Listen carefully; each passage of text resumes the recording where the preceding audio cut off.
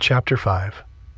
It was hard for Ava to get the dry feeling out of her mouth as she stared at this grown-up, manly version of Trey. She didn't miss how carefully he inspected her son. "You have your mother's eyes," Trey said, offering his hand. "I'm Trey." Micah shook his hand. "Thanks." He took the unusual comment in stride. The boy was a replica of Charles, but he did have her eyes. Trey turned to her, his eyes full of accusation. "I didn't know you were buying the place." She didn't know this tone he was using. She didn't know this man who had a 5 o'clock shadow and wore his shaggy hair long enough to brush his shoulders.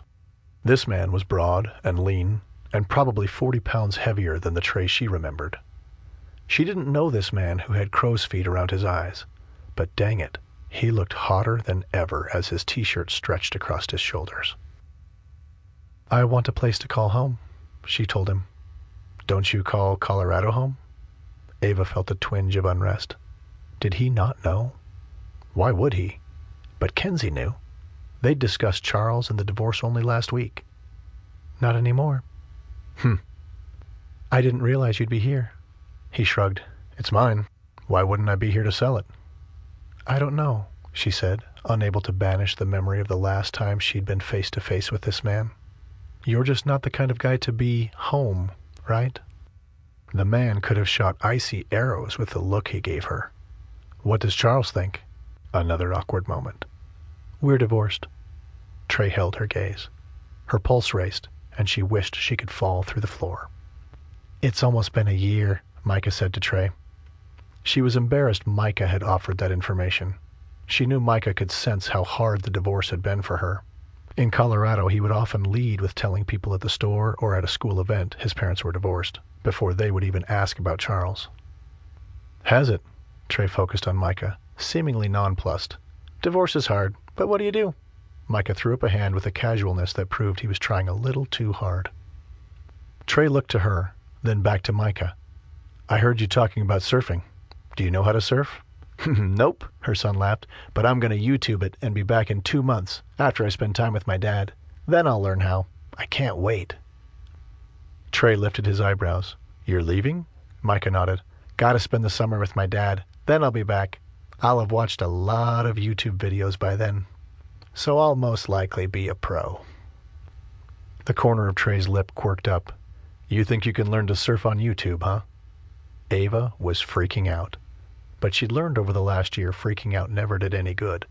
So she let her heart pound inside of her chest. "You can learn anything on YouTube," Micah said confidently. Trey turned, pinning her with those same green eyes.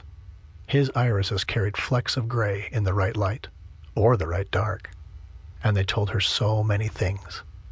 Or they were trying to. But the old Trey, the Trey of 16 years ago, was gone. She couldn't read what his eyes were saying.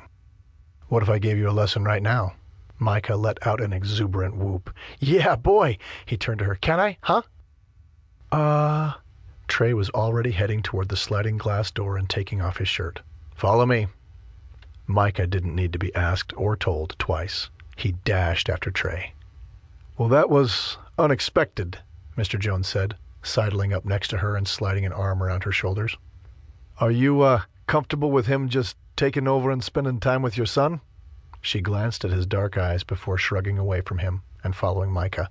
"No, I'm not." Almost an hour later, Ava watched as Trey and Micah caught wave after wave, laughing and joking and high-fiving. The scene made her nervous and jittery and baffled as it played out in front of her.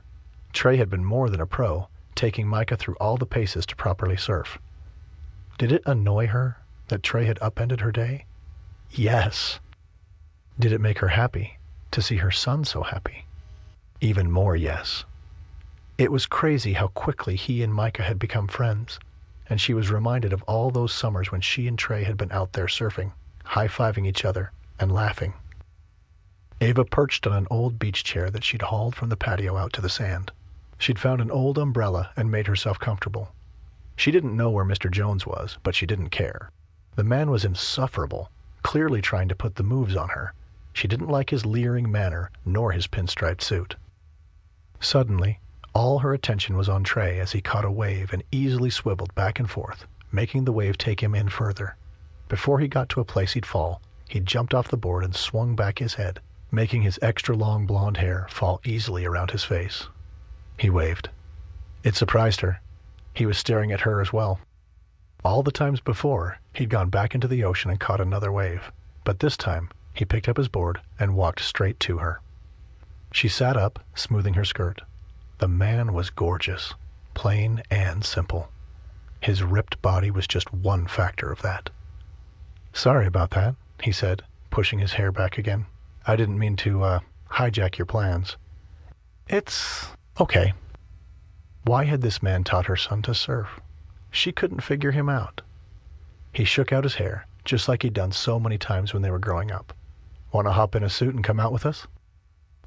No. Having this man this close to her was a bit overwhelming. "Why?" She shook her head. "Trey, I'm here to buy your house.